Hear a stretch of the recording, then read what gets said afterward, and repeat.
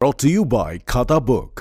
इसका टेक्नोलॉजी का लफ्ज तो कम नहीं हो सकता है, लेकिन क्यूआर का हिसाब सिंपल हो सकता है। क्या? कैसे? खाता बुक क्यूआर से मैन, ये सब ऐप से पेमेंट एक्सेप्ट करता है और फुल हिसाब को एक जगह दिखाता है। अरे हिसाब सिंपल हो गया। खाता बुक, बिजनेस हुआ इजी मैन। भारत में अब तक 74 लाख से ज्यादा लोग कोरोना से संक्रमित हो चुके हैं। मरने वालों का आंकड़ा भी 1 लाख के पार पहुंच चुका है।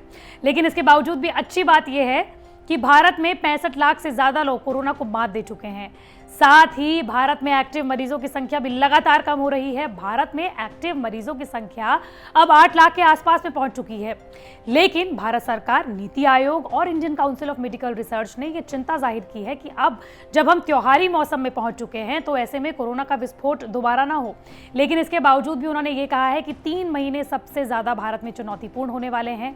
लेकिन हम अगर सरकार के दिशा निर्देशों का, WHO के दिशा निर्देशों का पालन करेंगे तो कोरोना से जिस तरीके से पिछले 8-9 महीनों से बचे हुए हैं वैसे ही बच जाएंगे।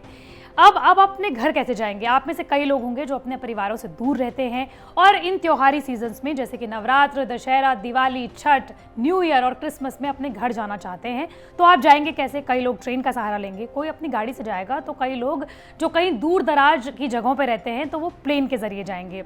ऐसे में अमेरिका के डिफेंस मिनिस्ट्री यानी कि रक्षा मंत्रालय ने एक स्टडी पेश की है जिसमें कि प्लेन से जाने वाले यात्रियों के लिए खुशखबरी है।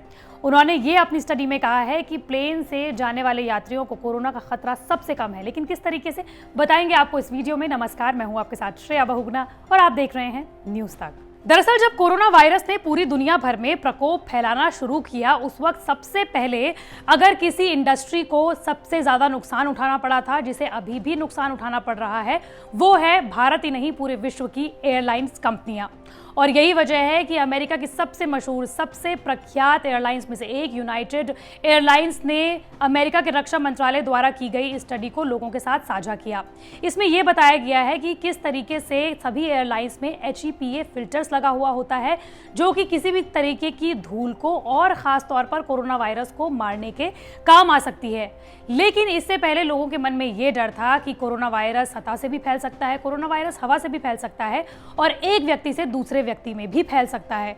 और अगर हम प्लेन में सफ़र करते हैं तो ये तीनों ही चीज़ें वहाँ पर रहेंगी और ऐसे में सबसे ज़्यादा व्यक्ति को कोरोना वायरस प्लेन के ज़रिए फैल सकता है। लेकिन अब एयरलाइंस ने इस बात को नकारते हुए ये बताया है कि इन तमाम चीज़ों को दूर करने के लिए एयरलाइंस में हर तरीके की पुख्ता व्यवस्था है। लेकिन उन्होंने क्या कुछ कहा है और स्टडी में क्या कुछ आया है वो हम आपको बता देते हैं। दरअसल अमेरिका के रक्षा मंत्रालय ने 2 बोइंग एयरप्लेन्स में ये स्टडी की है, यानी कि अध्ययन किया है। एक बोइंग एयरप्लेन था बोइंग 777 और दूसरा था बोइंग 767। एक बोइंग में 200 यात्री तक सफ़र कर सकते हैं और दूसरे बोइंग में 300 यात्री तक सफ़र कर सकते हैं। जिसमें यह पाया गया कि अगर 2 चीज़ें किसी भी एयरप्लेन में रखी गई हैं या 2 चीज़ों का अगर दिशा निर्देशों के साथ पालन किया जा रहा है, तो अगर आप कोरोना वायरस संक्रमित के साथ भी बैठते हैं तो आप 56 घंटे तक सुरक्षित रह सकते हैं। यानी कि अगर कोरोना पेशेंट आपके बगल में बैठा हुआ है और अगर वो खांसता है, छींकता है, लेकिन अगर उसने एक चीज़ लगाई हुई है तो आपको 56 घंटे तक कोरोना वायरस नहीं फैल सकता। वो बताते हैं आपको इस वीडियो में वो कौन कौन सी 2 चीज़ें हैं और कोरोना वायरस के समय में, कोरोना काल में किस तरीके से एयरप्लेन सुरक्षित है और क्या क्या इस स्टडी में दावा किया गया है वो भी आपको बता देते हैं।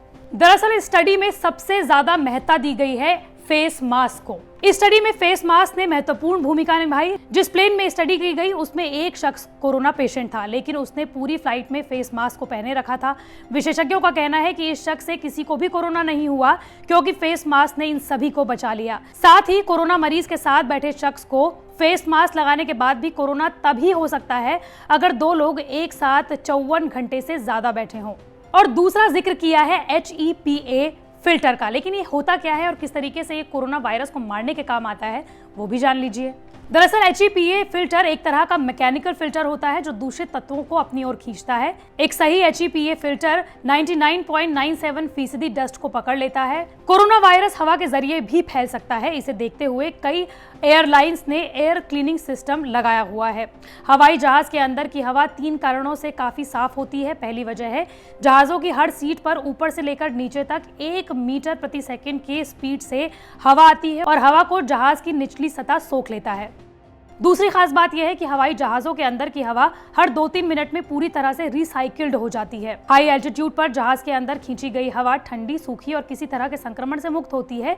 इस हवा को भी बार बार रिसाइकिल किया जाता है। और सबसे बड़ी बात है, हवाई जहाजों के अंदर हवा को HEPA फिल्टर के जरिए साफ किया जाता है, जिनकी हवा को साफ करने की क्षमता काफी ज्यादा और काफी अच्छी मानी जाती है।